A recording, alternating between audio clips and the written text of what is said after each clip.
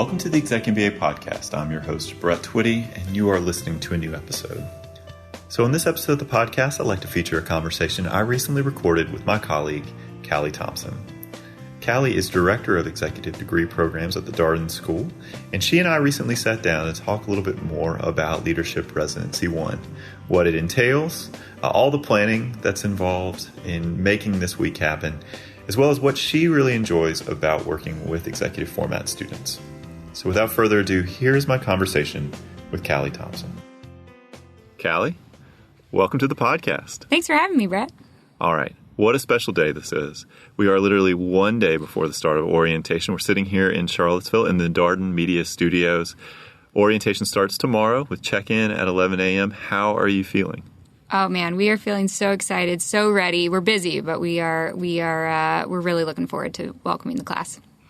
I know that this is a very hectic week for your team. You have a lot of great people. We've had some of these folks on the podcast already.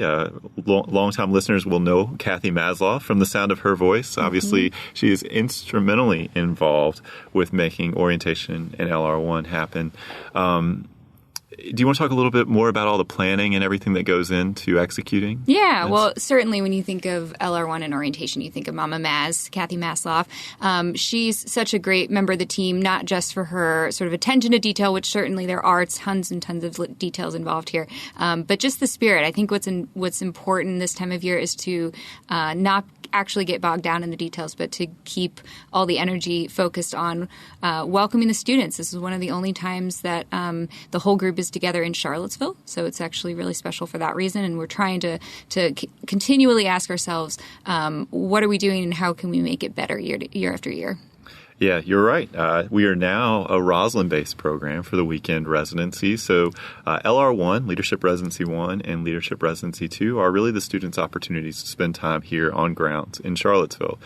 So trying to introduce them to Charlottesville and give them as much of an opportunity to explore Charlottesville as possible. One of the questions that we get from prospective students often is, what is LR1? What happens during that week? I will say from an admissions standpoint, we go from round to round to round, deadline to deadline, September typically through June. And this is the first time we get to see everybody as a full class. So that's obviously really thrilling and exciting for us. The students are together for the first time as a full class, and they have a really full week of activities. So you want to talk a little bit more about what LR1 is all about? Absolutely. It's a really good question because in some ways LR1 is not the case study that you should use to understand the program at large, right? It's unusual and it's in a lot of ways, but it's so important. The positioning of it in the overall curriculum is important. It kicks things off. There's a course just like it at the end that we call LR2 that ends the program. And something about those bookend experiences, we hear from students year after year that it's an intense week, both socially and academically, because it's so many days in a row. But really, it's so enriching, it's orienting, and it gets you. It's sort of a little bit of a boot camp mixed with, I don't know, summer camp. Like there's something so nice about perfect strangers coming together and starting to really get to know each other, not just as new friends, but as classmates, and engaging with professors in the very beginning of the school year as well. So it is, the pace is a little bit different than you would experience for regular residencies in a couple of ways. I mentioned the number of days, but also there's a lot more team work involved as well. So in the mornings, we get into a rhythm in the classroom that is absolutely similar in a lot of ways to what students experience throughout their 20 months in the program, 21 months. But the afternoons is where we get into some teamwork that's really a lot of fun and gets folks used to working with one another. For people who have been out of school for a couple years, this week is a great week to sort of reorient them in that way, to remember what it feels like to hit deadlines, to have assigned readings, and to show up prepared for class.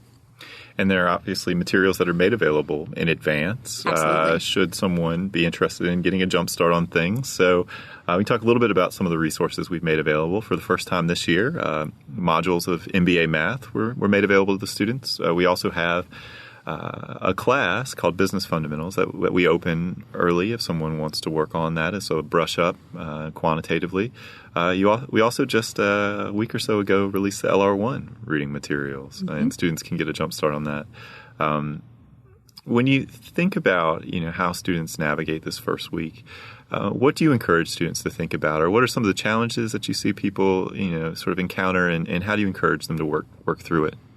It's a great question. To in part, what students I find are struggling with is, how do I make this jump from my normal life to normal life plus full-time student? Because this is a program that requires certainly has a lot of academic rigor involved, but certainly also has demands on the schedule. So maybe what I would be thinking about is, to the extent possible, taking advantage of the resources that you just mentioned that will at the very least make you feel more confident coming in the door. Spending time with friends and family, kind of getting some R&R before you were to start school. And then once you're here, just being here, trying at the very best you can to minimize the number of work calls that come in. Set expectations with your colleagues and I say professors, your bosses early, so that you're not, having to balance, strike that balance day in and day out. You are and should be, I hope, really offline during the time that you're in class and with each other as you're with your new classmates. So those are some of the tips I would have. Yeah, we hear repeatedly from the current students. We do an ongoing advice series throughout the summer months on the Admitted Student blog about, how do you navigate these 21 months? What are some things that you wish you would have known, some things you found helpful? Communication is invariably part of the advice. Communication at work, at home, communicating often, trying to minimize, at least as you're getting started, external time commitments, right? So really simplifying, what are the most important things for me to do? I may not be able to go to every wedding, every birthday party, every social activity, but prioritizing your time and then sort of building from there. I think we know that it takes most students probably a few quarters to really feel like they've got, everything sort of under control, and they know a schedule that works well for them. The other people in their life understand that schedule too. But LR1 is not all class, right? Oh, absolutely not. Yeah, there's a lot of fun during the week too. Absolutely, and class is fun, of course. Yes, of course. With the professors that we have during LR1, they also are feeling very much what the staff is feeling, which is this excitement to welcome people into the Darden community. But class is there's homework for class, so there's that. What there's not homework for is all sort of the socializing and experiences that we have outside of class. So we do, we try to make the most of meal times. We try to go places that are meaningful to students, particularly in the Charlottesville area. So we've got a planned event for tomorrow, actually, for the first day, where we'll go to one of my favorite places in Charlottesville, Carter Mountain, which offers a really beautiful view of the entire city.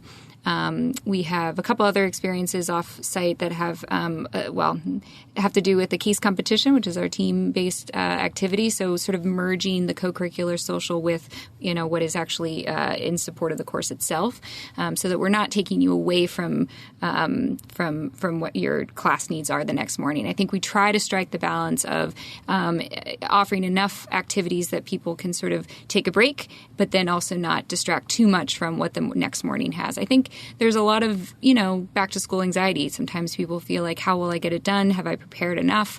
Could I be preparing more?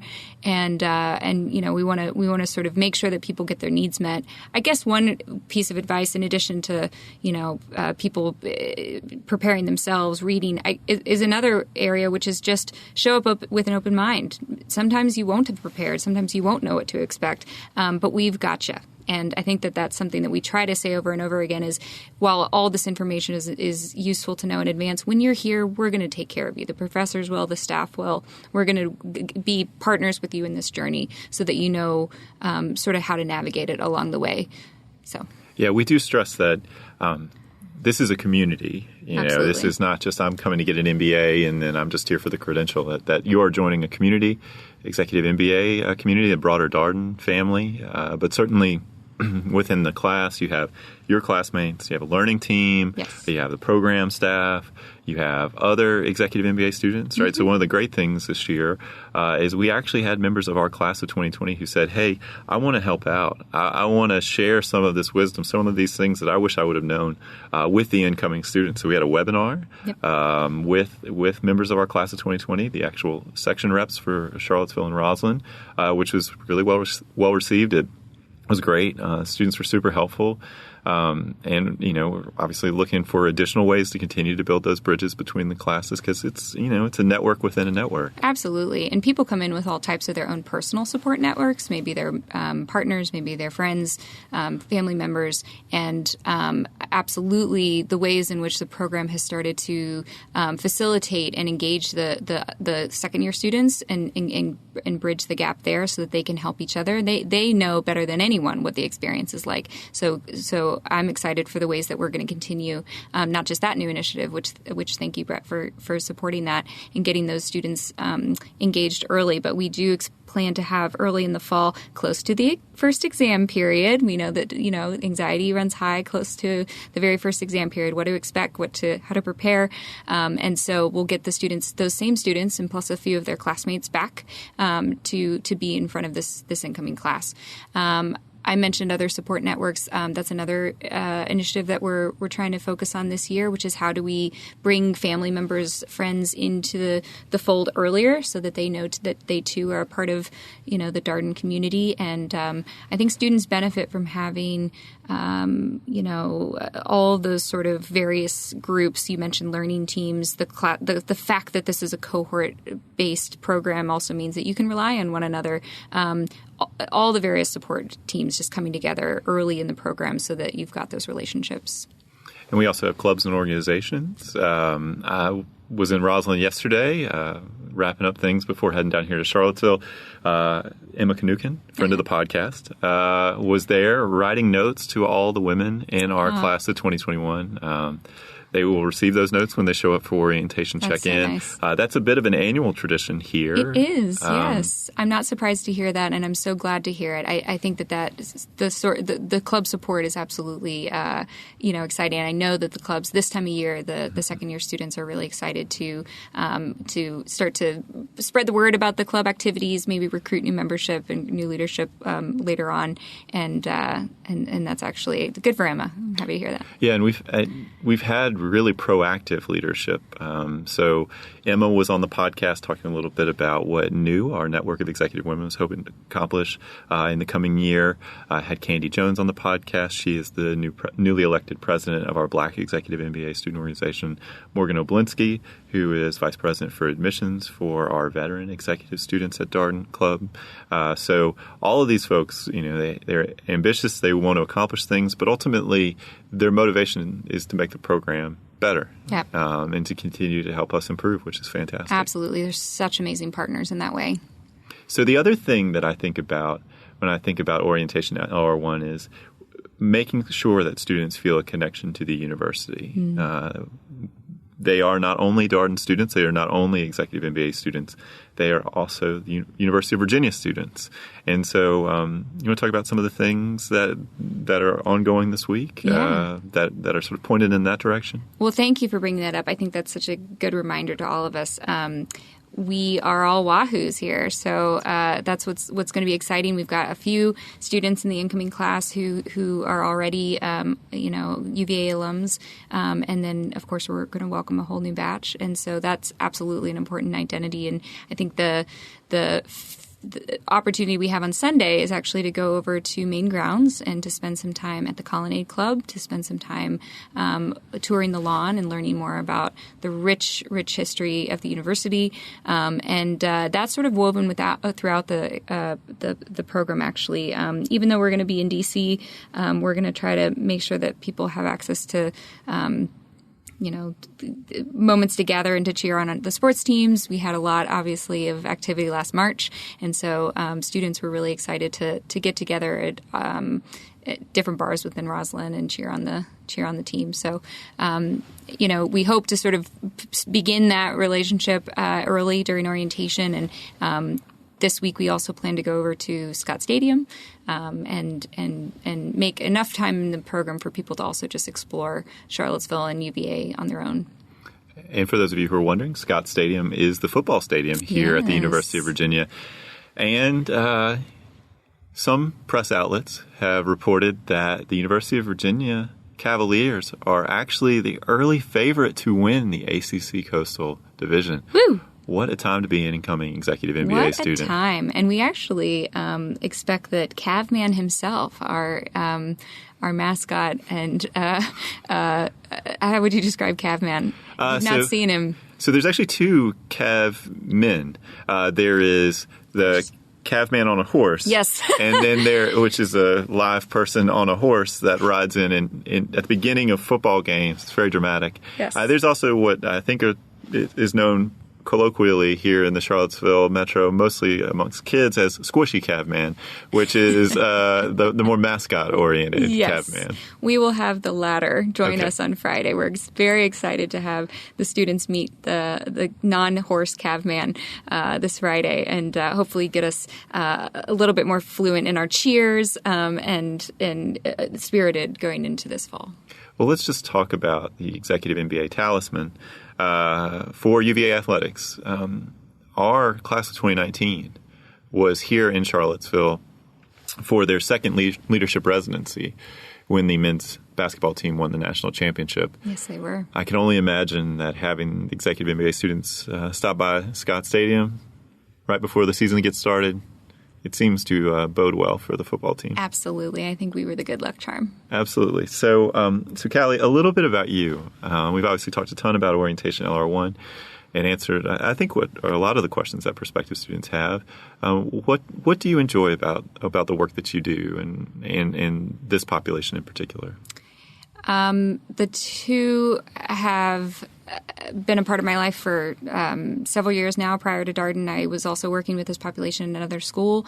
I think there's something so exciting about working with people who are committed to lifelong learning, committed to the notion that there's always room for more growth and advancement and change. And I can't believe sometimes what our students pull off. The fact that they become parents during this program, the fact that they they get new jobs, maybe promotions, they take on more responsibilities in their personal lives, in their professional lives, and they still show up to class, every night for distance learning, every weekend for residencies. So I get excited to work with people, and no matter how hard I feel like I'm working, I always can look to the people around me and think, man, if our students are pulling this off, we can work that much harder for them.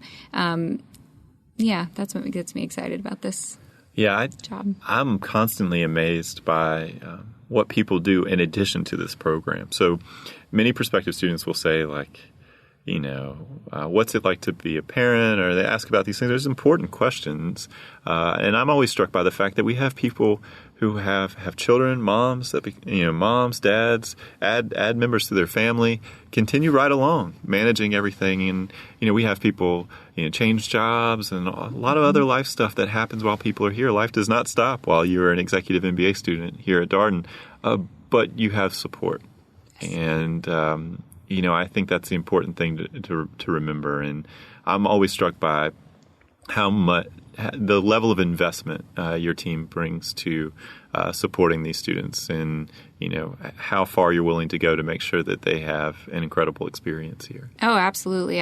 We have such a great team. Well, your team as well. I think that's the consistent sort of culture around here, that the teams at Darden that are available to students to help anything ranging from the financial aid options available to you to navigating, global experiences abroad, professional advancement. It's pretty remarkable how committed everyone is. And I think it's that. I think they get their energy and their devotion from the students themselves. This is a unique type of person who applies and proceeds with an executive MBA degree. Yeah, absolutely. So we talked about Carter Mountain as being, something that you're looking forward to. Any other things that you're looking forward to? Orientation LR1. What do you think will be the highlight for you this week, if you had to guess? Well, I did mention there's a little friendly competition going on. Mm-hmm. I think that will be really exciting. So it culminates, it goes throughout the week, but then on Friday morning, that will be the end of it. So I'm excited because there is sort of almost a pep rally feel to it. There's some, you talked about the UVA sort of pride, and we've got there will be lots of balloons involved this week and lots of cheer. So I think that's what I get excited about, is just watching people go, like I mentioned, from perfect strangers in a lot of ways on day one to by the time we come back together and on Friday, there's this new sort of certainly friendly competition vibes, but also just general pride and group identity. So that's it's exciting to see. Yeah, so for our listeners who may be a little bit less familiar with what a case competition is, do you want to talk about what it exactly entails? Maybe not the specific problem, although we sort of talked around it, that maybe it involves some form of UVA athletics question. And it's changed year to year. Mm-hmm. This year it is focused on the football team at UVA, and so there's that. Who knows what the future has in store. But in general, the way that we do case competitions during the Leadership Residency week is we break up the full cohort typically into 4 smaller groups, and then those teams work together to compete against the other teams. So the idea at the end of the week is the smaller subset of teams that have the best presentation get voted on to the finals, and then and that's when sort of, even if it wasn't your particular group of 5 or 6 students, it might have been from the groups of 4 that you identified with. So you get there and you're really excited for that group to win. Forget about whether the presentation was the best or not. You just want your group to win. And so I think that's sort of fun and exciting. And, and if the fun and excitement isn't brought naturally just by the competition, we do have Cabman. If we need to get Cabman on a horse, I'll have to do some work, pull some strings. But I think you know somebody. If you could get squishy Cabman, you get pretty close to actually getting Cabman You're on a right. horse. I don't know if the auditorium would hold a horse, but, room for improvement next year. That's right. Class of 2022. Yes. Heads up. I think that's always fun. I think last year there were even T-shirts involved. Yeah, T-shirts. And chants and cheers. And so, yeah. Well, I'm excited. You're excited. We're all excited. This is, as I mentioned, for the admissions team, such a thrilling moment because, the class slowly but surely comes together. We start in September, October, November. We pick up students along the way.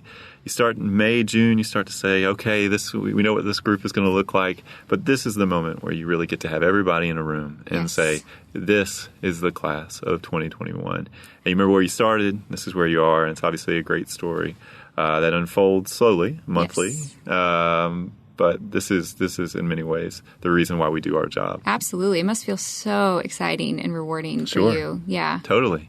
Yep. Totally. And then we start all over again. The interesting thing is, so we're recording this should note, this is August 9. Mm-hmm. Orientation starts on August 10, and we will launch our application for the class of 2022 next week. Woo! So kicking off next week. So we're excited about that. That's actually, it's a great time of year, isn't it? It is. It is. It all comes together right here. So Callie, thank you so much for taking time out of an extremely busy day, extremely busy week to be here on the podcast and to share more about orientation in LR1. Thank you so much for having me. It's a lot of fun to talk with you and certainly to talk about just, take a minute, take a breath, and really reflect with you. Thanks for inviting me. My pleasure. And that was my conversation with Callie Thompson, Director of Executive Degree Programs at the Darden School of Business. As always, if you have any comments, suggestions, requests, anything you'd like for us to cover here on the podcast, we're all ears. We can be reached at that's ExecMBA @darden.virginia.edu. Till next time, thanks for listening.